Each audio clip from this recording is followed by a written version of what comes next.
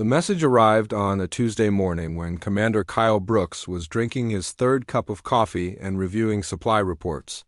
The communication console lit up with warnings he had never seen before. Red lights flashed across the control room of Earth Defense Command as technicians scrambled to their stations. "Sir, we're receiving a transmission from outside the solar system," reported Lieutenant Amy Foster, her voice tight with tension. "It's on all frequencies simultaneously." Kyle set down his coffee cup and walked to the main screen. The static cleared to reveal a face that made everyone in the room step back. The alien had gray skin stretched tight over sharp bones, eyes like black holes, and teeth that seemed designed for tearing flesh. When it spoke, the translation software struggled to keep up. "I am Admiral Vexkar of the Zephyrian Empire," the creature said in a voice like grinding metal. "We have observed your pathetic little world from afar. Your species amuses us with your weakness." Kyle felt his jaw tighten. Around him, his staff exchanged worried glances. This was first contact, and it was not going well. "We offer you the same choice we have given to 47 other worlds," Vexkar continued. "Send us your greatest warrior to face our champion. In single combat. If your warrior wins, we will leave your system in peace. If your warrior loses, your world becomes property of the Zephyrian Empire." The transmission showed images of other planets. Beautiful worlds with cities of glass and metal, all bearing the gray banners of the Zephyrian Empire. Kyle realized he was looking at the fate of those 47 defeated civilizations. "You have 72 of your Earth hours to decide," Vexkar said. "We will be waiting." The screen went dark, leaving the control room in stunned silence. Kyle looked around at his team. These were good people trained for war, but this was beyond anything they had prepared for. "Get me President Martinez on the secure line," Kyle ordered. "And wake up everyone on the Defense Council. We need to meet in 1 hour." The next hour passed in a blur of phone calls and emergency meetings. Kyle found himself in the underground conference room beneath the Pentagon. Surrounded by the most powerful people on Earth, President Martinez sat at the head of the table, her face pale but determined. General Lisa Hayes paced by the windows, her hands clenched into fists. "We've been tracking their ship," reported Admiral Ryan Carter. "It's massive. Our best estimate puts it at over 2 miles long. The technology readings are off the charts." "What? About our military options?" President Martinez asked. General Hayes stopped pacing. "We've run every simulation we can think of. Our nuclear arsenal, our space fleet, everything we have. The computer models all show the same result." She paused, looking around the room. "We lose, badly." Kyle felt the weight of those words settle over the room like a blanket. Earth's entire military might, built up over decades of preparation for this exact moment, would not be enough. "So we're back to their challenge," President Martinez said quietly. "Single combat. Who do we send?" "Colonel Jake Morrison is our best," General Hayes said immediately. "Special Forces, trained in every fighting style known to man. He's never lost a fight. What about Captain Lisa Park?" "Suggested, Admiral Carter. She's smaller but faster. Sometimes speed beats strength." Kyle listened to them debate, but his mind was elsewhere.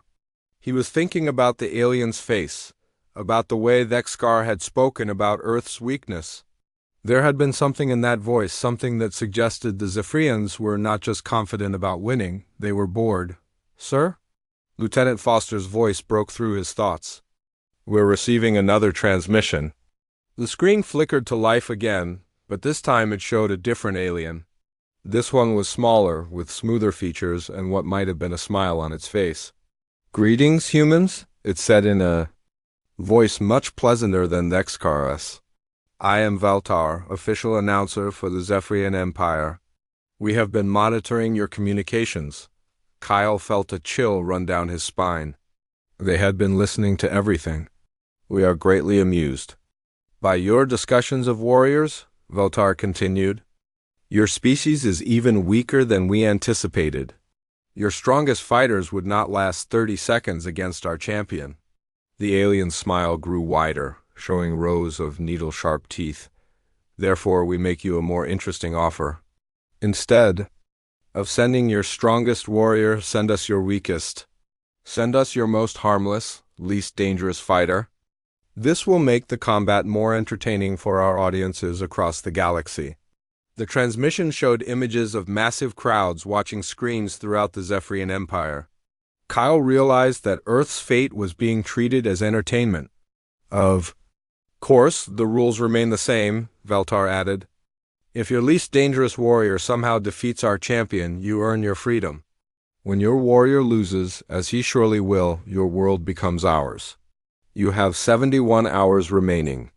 The screen went dark again, leaving the room in an even deeper silence than before. General Hayes was the first to speak. "This is insane. They want us to send our weakest fighter to face their champion." "It's a trap," Admiral Carter said. "They want us to think we have a chance by sending someone weak. But their champion will still destroy whoever we send." Kyle stood up slowly. An idea was forming in his mind, crazy and desperate, but maybe that was exactly what they needed. "What if we do exactly what they asked?" he said. Everyone turned to. "Look at him. What if we send our least dangerous warrior?" Kyle continued. "Not as a trick, not as a strategy, but literally. What if we send someone who truly is not dangerous at all?" "That's suicide," General Hayes protested. "You're talking about sending a civilian to die. I'm talking about sending someone who thinks differently," Kyle replied. "The aliens expect us to send a soldier. They expect violence and strength. What if we send someone who doesn't think like a soldier at all?" President Martinez leaned forward. "What do you have in mind?" Kyle walked to the communication console and pulled up the personnel files for the Luna station. "There's a maintenance technician named Danny Mitchell. He's been working on Luna Station for 8 years. Never been in the military, never been in a fight. He fixes things for a living. You want to send a repairman to fight an alien champion?" Admiral Carter asked, disbelief clear in his voice. "I want to send someone who solves problems," Kyle corrected. "Danny Mitchell has fixed every broken system on Luna Station. He thinks about problems differently than we do. Maybe that's what we need." The room erupted in arguments, but Kyle held up his hand for silence. "The aliens are confident because they've defeated 47 worlds using the same method," he said. "They send their strongest fighter against our strongest fighter. They win every time because they're stronger." "But what if we change the game?" President Martinez studied Kyle's face. "You really think a maintenance worker could defeat an alien champion?" Kyle looked at the file photo of Danny Mitchell.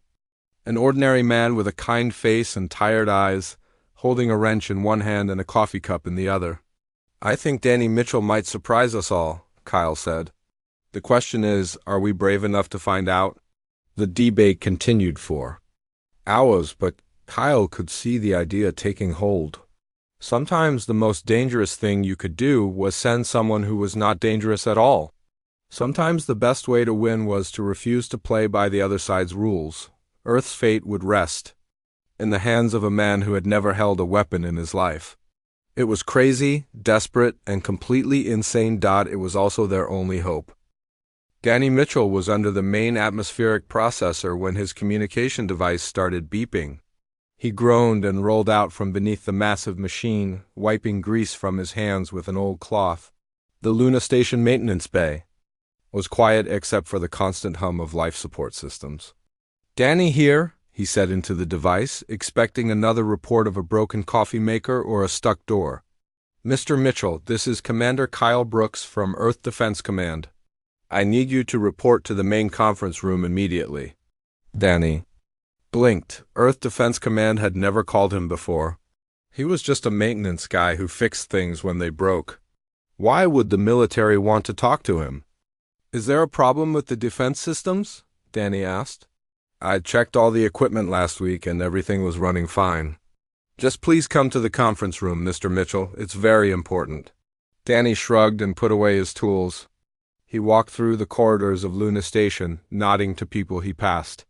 The station was home to about 300 people, and Danny knew most of them. He had fixed their air conditioners, their computers, their personal equipment. He was the guy people called when something was broken. The conference room was near the center of the station. Danny had never been inside before. When he walked in, he saw several people in military uniforms sitting around a large table. They all turned to look at him, and Danny suddenly felt very aware of his dirty work clothes and the grease stains on his hands. "Mr. Mitchell, please sit down," said a woman with general stars on her uniform. "I'm General Lisa Hayes." Danny sat down carefully, wondering what he had done wrong. Maybe he had accidentally broken something important while doing repairs. "Mr. Mitchell, what do you know about the alien contact?" asked a man with an admiral's insignia. "You mean the news about the aliens wanting to fight us?" Danny asked. "I heard about it on the news feeds. Pretty scary stuff." "We need to ask you something, and I want you to know that you can say no," General Hayes said. "But we need someone to represent Earth in single combat against the alien champion." Danny stared at them. "I think you have the wrong person. I'm not a soldier. I fix broken things." "That's exactly why we need you," said Commander Brooks, leaning forward. "The aliens asked for our least dangerous warrior. They think it will be more entertaining." "So you want to send me to die?" Danny said quietly. The room fell silent. Danny looked around at the faces of these important people. They looked uncomfortable but also desperate. "We believe you might have a chance," Admiral Carter said. "Not because you're strong, but because you think differently." Danny laughed, but it was not a happy sound. "I think differently? I think about fixing air recyclers and water pumps. What good is that against an alien warrior?" "Maybe more good than we realize," Commander Brooks said. "Danny, can I call you Danny?" "Sure." "Danny, you've been solving problems on Luna Station for 8 years. You know every system, every machine, every piece of equipment. You see things that other people miss." "That's my job," Danny said. "But fighting aliens isn't my job." General Hayes pulled out a tablet and showed Danny images from the alien transmission. "This is their champion. It's called Korath. It's 7 feet tall, weighs about 400 pounds, and has never been defeated." Danny studied the image. The creature looked like a nightmare with claws and teeth and armor-like skin. It was built for killing.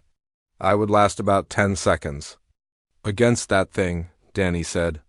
"Maybe," admitted Admiral Carter.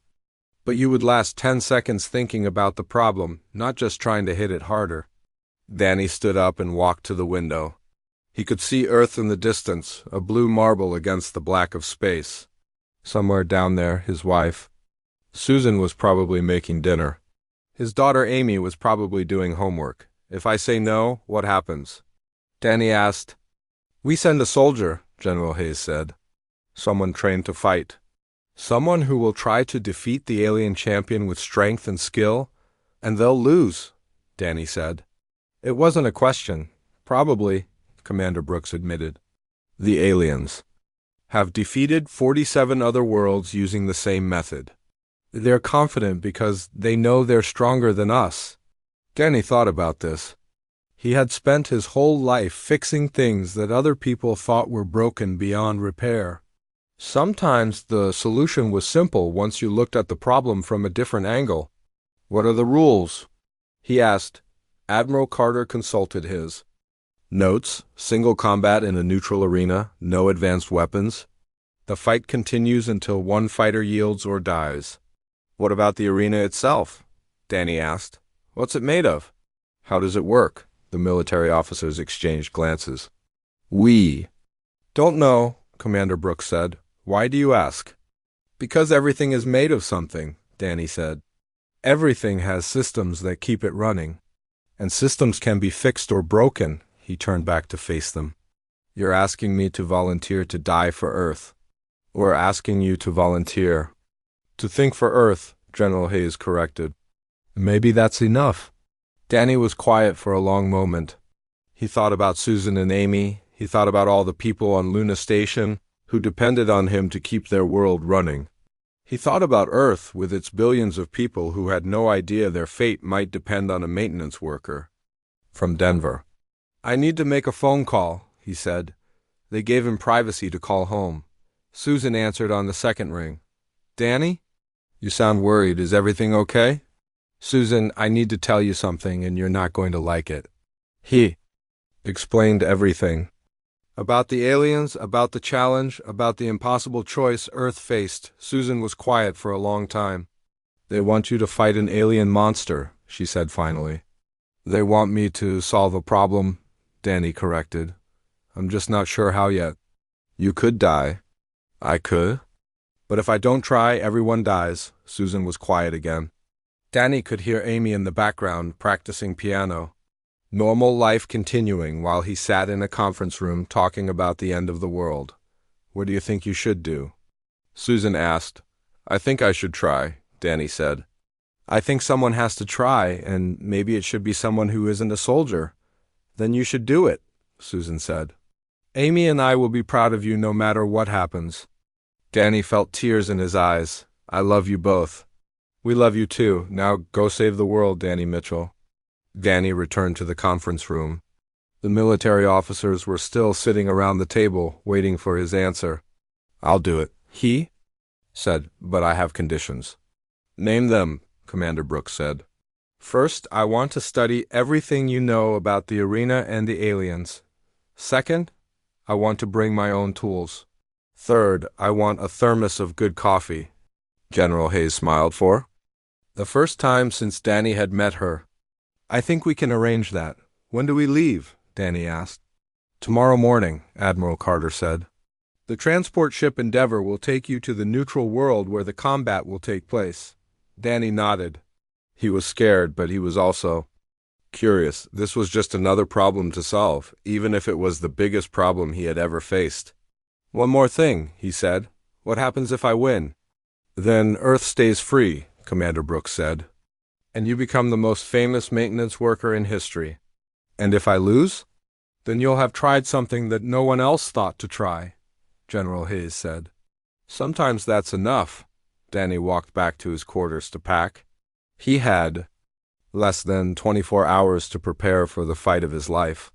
He packed his tools, his work clothes, and a picture of Susan and Amy. He also packed his favorite coffee mug, the one Amy had given him for his birthday, if he was going to save the world. He was going to need good coffee. The transport ship Endeavour arrived at Zarian Prime after 3 days of traveling through space. Danny spent most of the trip studying the technical information about the arena and drinking coffee from his thermos. Captain Nicole Ford had tried to give him weapons training, but Danny politely refused. I'm not going to outfight that thing, he told her. I need to outthink it. The arena was located on a neutral world that looked like a giant crystal. The entire planet was covered in transparent domes and towers that caught the light from 3 different suns. Danny pressed his face against the ship's window as they approached the landing platform. It's beautiful, he said to Lieutenant Amy Foster, who was serving as his military liaison. It's also crawling with aliens who want to see you die, she replied. Danny shrugged. Well, they might be disappointed. The arena itself was a massive crystal dome that could hold 50,000 spectators. Danny could see beings from dozens of different species filling the seats. Some looked almost human, others were so strange that Danny couldn't figure out which end was the head. The whole galaxy is watching, Captain Ford said as they walked down the ship's ramp. This is being broadcast to every inhabited world in this sector. Danny carried his toolkit in one hand and his thermos in the other. He wore his standard blue jumpsuit with his name patch sewn on the front. Several alien reporters pointed strange devices at him and chattered in languages the translation software couldn't understand. They're asking if you're really Earth's champion, Lieutenant Foster translated. They think there's been a mistake. Tell them I'm exactly who I'm supposed to be. Danny said. The arena's interior was even more impressive than the outside. The floor was made of some kind of metal that reflected the crystal walls. Danny could see galleries of equipment built into the walls, probably to control the environment inside the dome. His maintenance instincts kicked in immediately. Interesting, he said, examining a control panel near the entrance. This whole place runs on integrated systems. Gravity, atmosphere, temperature, everything connected. Danny, you're supposed to be preparing for combat, Captain Ford said, not studying the architecture. This is how I prepare. Danny replied. He opened his toolkit and pulled out a small device that measured electromagnetic fields. Everything. Here's connected to everything else. That's important. A loud voice echoed through the arena. Danny looked up to see Veltar, the alien announcer, floating above the arena floor on some kind of platform. Welcome, beings of the galaxy, to another glorious combat. Veltar's voice boomed through translation speakers. Today we witnessed the Zephyrian Empire's champion face the weakest warrior that Earth could provide. The crowd laughed and cheered. Danny waved at them, which seemed to amuse them even more. In the red corner, weighing 430 pounds, undefeated in 67 battles, the destroyer of worlds, the nightmare of the weak, Korath the Unstoppable. A gate opened on the far side of the arena. What came out was worse than the pictures Danny had seen. Korath was massive, covered in natural armor that looked like black metal. Its claws were as long as Danny's fingers, and its teeth were designed for tearing flesh. The creature's eyes glowed red in the arena lights. The crowd went wild. Korath raised its arms and roared, a sound that made Danny's teeth ache. And in the blue corner, Veltar continued, weighing 170 pounds, with no combat experience, the maintenance worker from Earth, Danny Mitchell. The crowd's cheers turned to laughter. Danny walked to the center of the arena, still carrying his toolkit and thermos. He looked tiny compared to Korath, who was now stalking around the arena's edge like a caged predator. The rules are simple, Veltar announced. Combat continues until one fighter yields or dies. No advanced weapons are permitted. Let the entertainment begin. A horn sounded somewhere in the crystal dome. Korath immediately charged toward Danny. Its claws extended and its mouth open in a roar that echoed off the walls. Danny did not run. He did not freeze in terror. Instead, he calmly stepped to his left and continued studying the arena's floor. Korath's charge carried it past Danny, and the alien warrior skidded to a stop, confused. Interesting, Danny said, kneeling down to examine the metal flooring. Electromagnetic base probably controlled by the systems in the walls.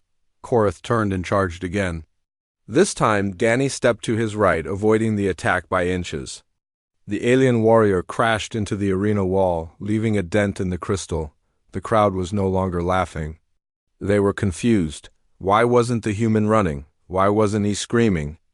Danny opened his toolkit and pulled out a small wrench. He found a maintenance panel in the arena floor and opened it. Inside was a complex array of circuits and control systems. Just as I thought, he said, pulling out his electromagnetic scanner. Everything's connected. Korath charged a third time, but Danny had already moved to another part of the arena. He was examining the wall panels now, tracing power conduits with his fingers. You cannot run forever, little human. Korath growled in a voice like grinding. Stone, I will tear you apart. I'm not running, Danny replied, opening another maintenance panel. I'm working. He pulled out his thermos and took a sip of coffee. The crowd was completely silent now, watching this strange behavior. In the VIP section, Admiral Vexcar was leaning forward, his black eyes fixed on Danny. What is the human doing? Vexcar asked his advisors. We believe he has lost his mind from fear, one of them replied. Danny found what he was looking for. Behind a panel near the arena center was the main control hub for the floor's electromagnetic systems. He studied the wiring diagram that was printed on the inside of the panel.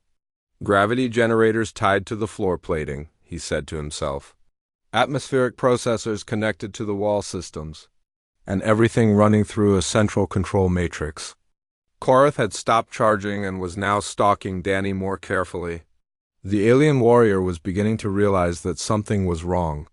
This human was not behaving like prey.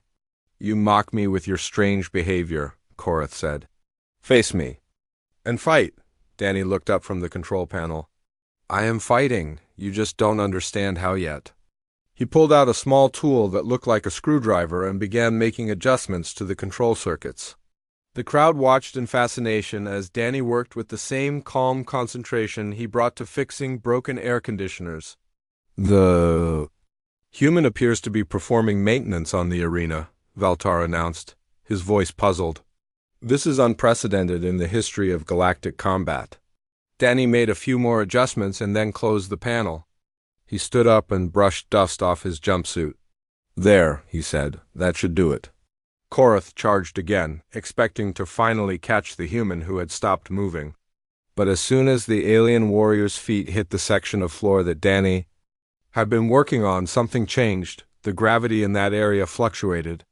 Korath, who had been running at full speed, suddenly found himself in a field of shifting gravitational forces. His charge became a stumble, and he crashed to the ground. "What is this?" Korath roared, struggling to get back to his feet. "Problem solving," Danny said. He walked to another maintenance panel and began working on it. "See, you're very strong and very fast, but you're also very heavy. And heavy things are affected by gravity." The crowd was on their feet now, shouting and pointing. They had never seen anything like this before. A warrior who fought by changing the battlefield itself. Danny finished his work on the second panel and moved to a third. Each time he made adjustments, the arena's environment changed. Slightly. The gravity shifted, air currents began to flow in new patterns, and the floor itself began to vibrate at specific frequencies. Korath tried to charge again, but now he was fighting the arena as much as he was fighting Danny, the alien warrior. Was strong, but he had never had to deal with an opponent who treated the entire battlefield as a machine to be reprogrammed. "Impossible," Admiral Vexkar shouted from the VIP section. "The human is cheating." "Actually, he's not," replied a neutral observer from the Galactic Council. "The rules state no advanced weapons, but using the arena's existing systems is not prohibited." Danny opened his thermos and took another sip of coffee. Around him, the arena hummed with new energy patterns that he had created by adjusting the control systems. "Ready to continue?" he asked Korath, who was still struggling against the shifting gravity fields. The alien warrior's red eyes blazed with fury. This was not how combat was supposed to work. This was not how anything was supposed to work. But Danny Mitchell had never been concerned with how things were supposed to work. He only cared about how they actually worked, and he was just getting started. Danny finished his coffee and screwed the cap back on his thermos. Around him, the arena hummed with the changes he had made to its systems. Korath was still struggling against the shifting gravity fields, his massive form moving awkwardly across the unstable floor. "This is cheating," Korath roared, his claws scraping against the metal as he tried to find solid footing. "No, this is maintenance," Danny replied calmly. He walked to another control panel and opened it with a small tool from his kit. "I'm just making some adjustments to improve performance." The crowd was buzzing with excitement and confusion. They had come to watch a traditional combat between warriors, but instead they were seeing something completely new. Danny worked with the same steady concentration he brought to fixing broken equipment on Luna Station. Lieutenant Amy Foster watched from the viewing area where the Earth delegation sat. She had served in the military for 12 years and seen many battles, but nothing like this. Danny was fighting without fighting, winning without violence. "He's turning the entire arena into a weapon," she whispered to Captain Ford. "More than that," Captain Ford replied. "He's making the arena work for him instead of against him." Danny found the atmospheric control systems and began making careful adjustments. The air currents in the arena started to change, creating wind patterns that pushed against Korath when he tried to charge. The alien warrior found himself fighting not just Danny, but the very environment around him. "You cannot hide behind tricks forever, human," Korath snarled. He managed to reach one of Danny's maintenance panels and smashed it with his claws.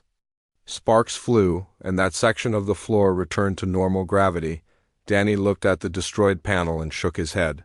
"You just created a short circuit in the primary power grid," he said. "That's going to cause problems." As if to prove his point, the lights in that section of the arena began to flicker. The gravity fields became unstable, causing Korath to stumble again. "You see, everything is connected," Danny explained as he moved to another panel. "When you break one part, it affects everything else." He pulled out a device that looked like a small computer and connected it to the arena's control systems. Numbers and diagrams appeared on the screen, showing the flow of power through the arena's infrastructure. Fascinating, Danny said, studying. The readings. This place has redundant systems for everything. Climate control, gravity generation, structural integrity, even entertainment systems. Korath charged again, but this time Danny was ready. He had programmed the floor panels to create a wave effect, causing the metal surface to ripple like water. The alien warrior lost his balance and crashed to the ground. The human is using the arena's own systems against our champion. Admiral. Vexkar shouted from the VIP section. This is not combat, this is trickery. Actually, it's engineering, replied Dr. Zarazentos, a scientist from the Galactic Council who was observing the match. The human is demonstrating a level of technical understanding that we have never seen before. Danny opened another panel and found the main power distribution center. He studied the complex network of circuits and power conduits, tracing the flow of energy through the arena systems. Interesting design, he said to himself. Whoever built this place really knew what they were doing. Korath had managed to get back to his feet and was approaching more carefully now. The alien warrior was learning to adapt to the changing conditions, but Danny was always one step ahead. You think you are clever, human? Korath growled. But I am still stronger than you. I will tear you apart with my bare claws. Probably, Danny agreed, but you have to catch me first. He made an adjustment to the atmospheric processors, and suddenly the air in the arena began to move in a circular pattern. An artificial wind started to blow, making it harder for Korath to maintain his balance and interfering with his ability to judge distances. The crowd was on their feet now, cheering and shouting. They had never seen anything like this before. Some were impressed by Danny's ingenuity, others were angry that he was not fighting in the traditional way. This is not honorable combat, shouted a representative from the Kree Empire. Honor is a luxury for people who have options, Danny replied, overhearing the comment. I'm just trying to solve a problem. He found the structural control systems and began studying them. The arena was held together by a complex network of support beams and stress distributors. Danny realized that he could use these systems too, create vibrations that would make it even harder for Korath to move effectively. You are making this too complicated, human, Korath said. He had learned to move more carefully, testing each step before putting his full weight down.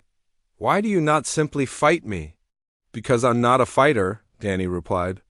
I'm a maintenance technician. I fix things that are broken. I am not broken. No, but this arena was not working properly for what I needed it to do, Danny said. So I fixed it. He activated the structural vibration systems, and the entire arena began to hum with a low-frequency sound. The vibrations made it difficult for Korath to maintain his footing, and the alien warrior had to concentrate just to stay upright. Danny walked to the center of the arena and sat down on his toolkit. He opened his thermos and poured himself another cup of coffee. The crowd watched in amazement as he calmly drank coffee while his opponent struggled against the modified environment. What are you doing now? Korath demanded. Taking a break, Danny replied. All this maintenance work is making me thirsty. The alien warrior tried to charge, but the combination of shifting gravity, artificial wind, and structural vibrations made it impossible to move in a straight line. Korath found himself moving in a zigzag pattern, unable to control his direction. This is impossible, he roared. I am the greatest warrior in the galaxy. You're very strong, Danny agreed. But strength isn't always the answer to every problem. He pulled out a tablet computer and began entering commands. The arena's environmental systems responded to his programming, creating a complex pattern of forces that trapped Korath in the center of the floor. You see, I spent 3 days studying the technical specifications for this arena, Danny explained. Every system, every control, every safety feature. I know this place better than the people who built it. Korath tried to break free from the invisible forces holding him, but every move he made was countered by Danny's adjustments to the arena systems. The alien warrior was like a fly caught in a web that he could not see. Impossible. Admiral, Dexkar shouted. Our champion cannot be defeated by a mere technician. He's not being defeated by a technician, Dr. Zentos observed. He's being defeated by someone who understands that every environment is a system, and every system can be controlled by someone who knows how it works. Danny finished his coffee and stood up. He walked to the final control panel he had not yet modified and opened it with his tools. Inside was the master control system for the entire arena. Last adjustment, he said to himself.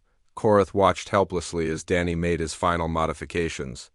The alien warrior was trapped in a field of forces that he could not break and could not escape. What have you done to me? Korath demanded. I've solved the problem, Danny replied. The problem was that you were much stronger and faster than me, so I changed the conditions to make strength and speed less important. He closed the final panel and walked back to face Korath. The alien warrior was still trapped, held in place by the arena's own systems. Now, Danny said, do you yield? The crowd held its breath, waiting for the answer that would determine the fate of Earth.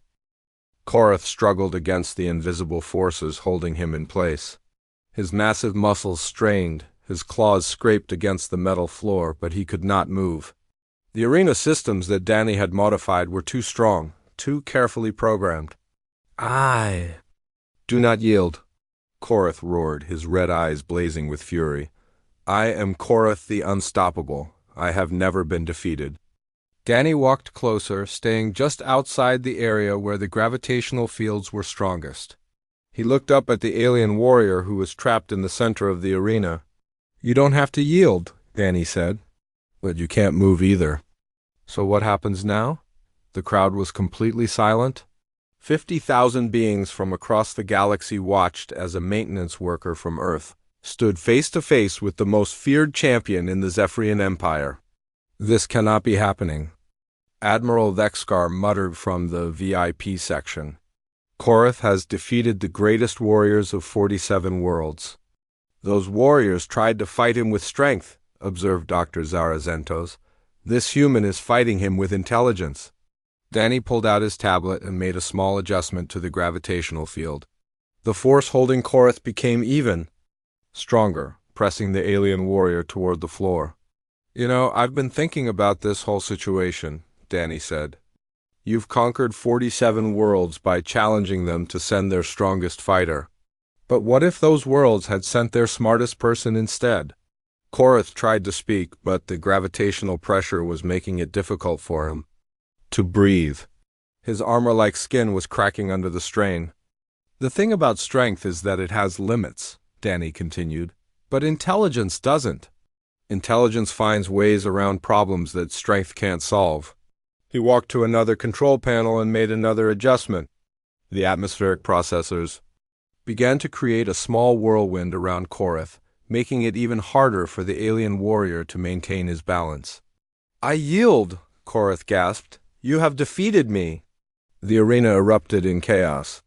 Half the crowd was cheering, half was shouting in disbelief.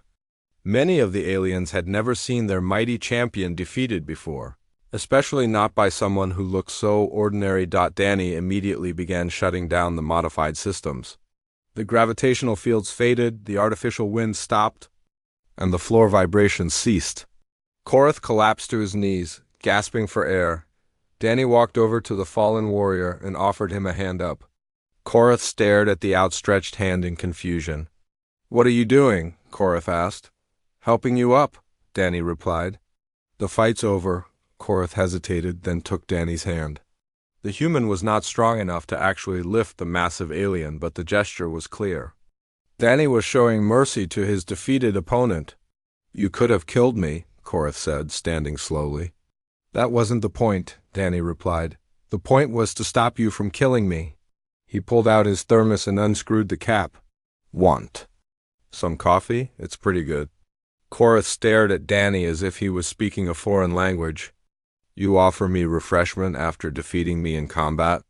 Why not? You look tired. The alien warrior carefully took the thermos and sniffed the contents. He took a small sip and his eyes widened in surprise. This is doesn't, he said. It's Colombian, Danny replied. My wife Susan got it for me before I left Earth. Admiral Vexcar was standing in the VIP section, his face twisted with rage and disbelief. This is impossible. The combat was fixed. The human used Forbidden's technology.